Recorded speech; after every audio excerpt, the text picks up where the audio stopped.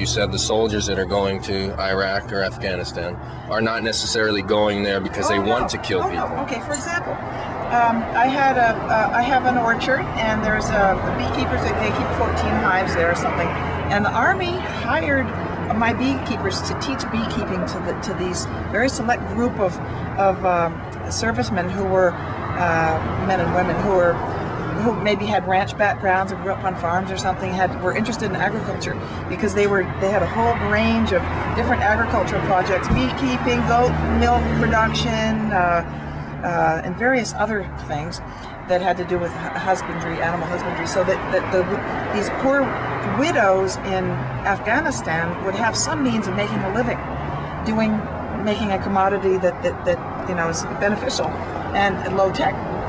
So that was that group, and then there was another group I met that they expressed to me how much the mission of the Army has changed, and especially in that part of the world, is to create rapport and goodwill and reach out to the people. And so I would have to say I'm more inclined to believe the people I actually have heard speak about this, who have actually been there or on their way there, rather than the press and the people who tend to get over emotional and manipulate pervert stories in order for political means. Okay, so don't you think you're perverting this story for political means, as far as that one case? Well, I can see that people could feel that way.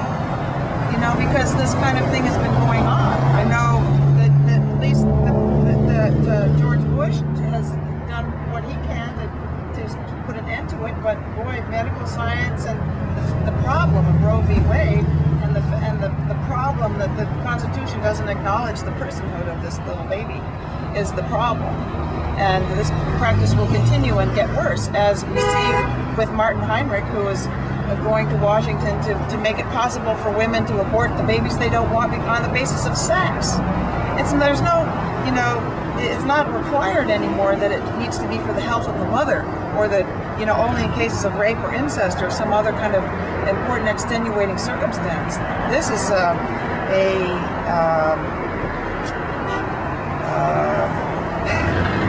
I sort of lost my train of thought. Well, if you're... They need me to move this. Oh, they do? Yeah. Okay. Why is that? Because they're having a funeral, and out of respect to the family. Okay. So if I could, would you like to go on record with your name as far as... Sure. Is this for a publication? Yes, online publication. Oh. Well, sure. Okay, if you could I'm just... probably on all the bad lists anyway. You could state your name for the camera and then spell it out if it's difficult. Oh. Well, yes, I'll take my chances, and I hope that people will respect that I have a right to my opinion.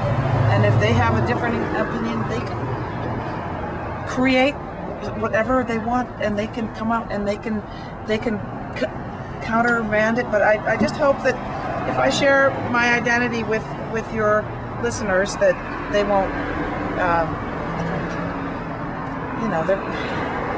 If you'd like, you could just use the first name and last initial, if that's easier. I don't know. Well, my name is Louisa. I live here in Espanola, New Mexico, and I am an artist. I'm interested in enjoying my First Amendment rights to free speech and freedom of religion, and that's why I'm motivated to do this. I want to see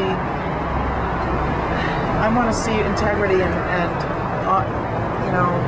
respect coming back into our government, not the intimidation and all of those other things that are happening that are very scary. And I just would recommend that people educate themselves, question your beliefs, don't believe everything you think. Look up what our president's been doing. Look up executive orders and find out how much powers, the powers that he's given himself,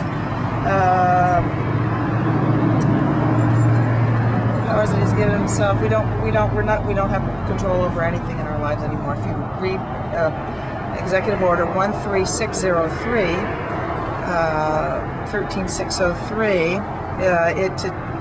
eliminates. We don't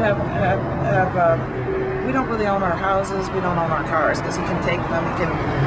He can induct us into work brigades, appropriate everything we own, every farm, every drop of water, and every well. It's a very troubling thing to see our country going in this direction. And if people have any experience with the communist world, they can recognize the things that are coming out of the White House are very have the same flavor as all the dictatorships, socialist regimes of the 20th century in Europe, when millions, 200 million people lost their lives, and for the name of, for the sake of social engineering, where basically socialism is a political construct where a particular portion of the population is identified as the bad people. For them, it was the Jews and poor Jews, both in Russia and in Germany. In this country, it's the babies. These babies. Well, the first thing that happens is, you deny them their constitutional rights. You declare them non-persons. What happened in Germany, the Jews were declared non-human. Can you believe this? And so we declare these babies to be non-human. They don't have any rights.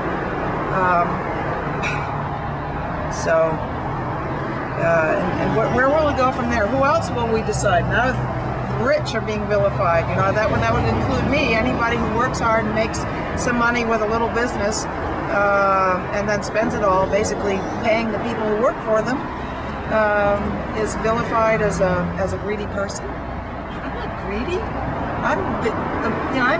I love growing things and giving away what I grow and helping and participating and sacrificing.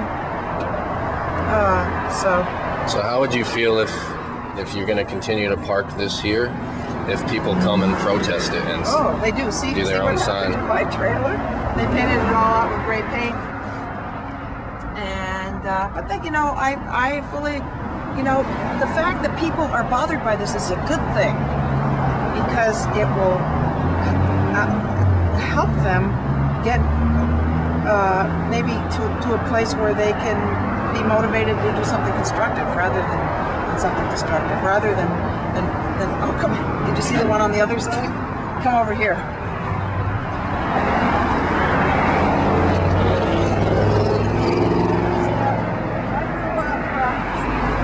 I grew up as a Democrat. I'm very radical. I've always been a leftist.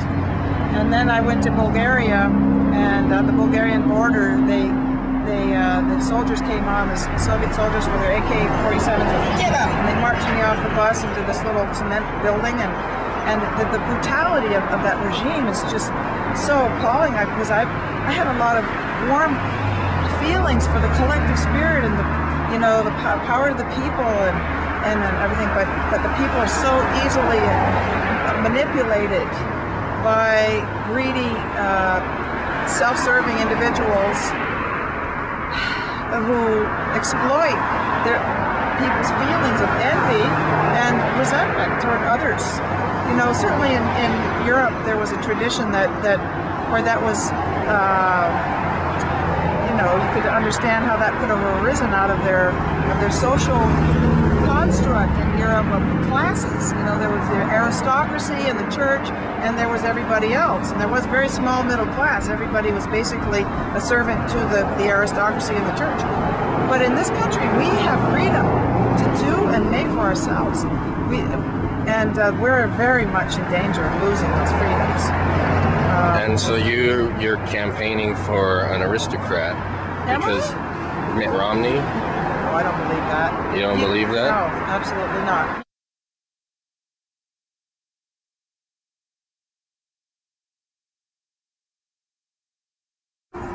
Do you have permission to put the sign here? Yes.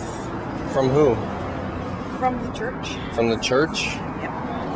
Are you associated with the church in any way? No? So you just asked them to put the sign right here and they said yes? We both have the same opinion on the issue, even though they're not permitted by law to endorse a candidate.